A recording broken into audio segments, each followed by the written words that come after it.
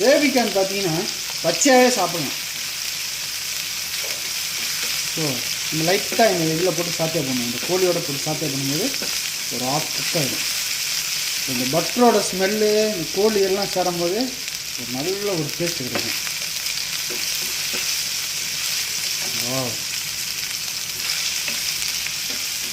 So mix பண்ணுறோம். Mix பண்ணிட்டு முட்டை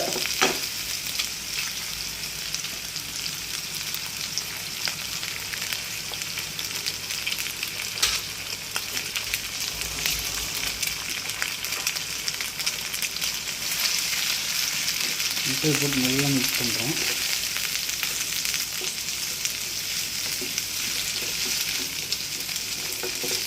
இப்போ பொரியிட்டோம். இந்த ஸ்டேஜில் வந்து பார்த்திங்கன்னா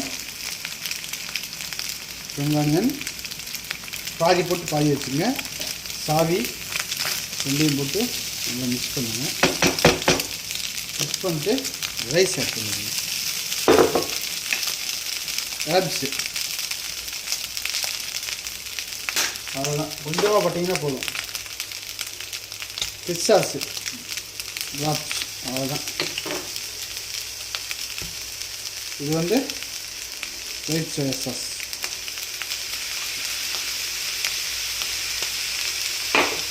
ஸ்வீட் சோயா சாஸ் நீங்கள் வந்து டேபிளில் அளந்து வச்சுக்கிங்க.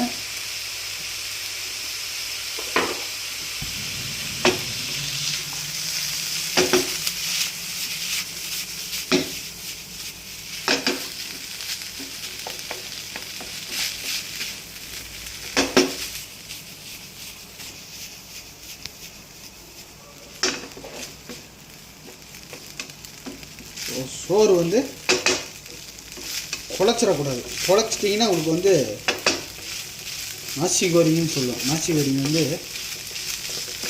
ஒட்டிடும், இந்த மாதிரி தனித்தனியாக வராது. ஸோ சோத்தை குழைக்காமல் எடுத்துருங்க.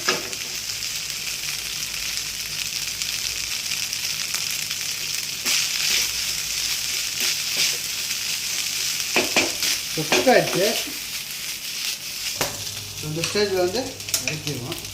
இறக்கி அப்படியே விட்டோம்னா சுட சுட சர்வ் பண்ணி சாப்பிட்டா அவ்வளோ ஒரு சுவையாக இருக்கும். இந்த பேபிகார்னோட நல்லா கிரன்ச்சியாக இருக்கும்.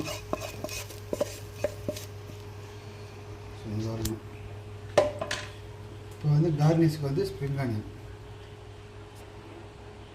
போட்டால் இருந்துச்சு. ஸோ மறக்காமல் ட்ரை பண்ணுங்கள். ரொம்ப சூப்பரான ரெசிபி.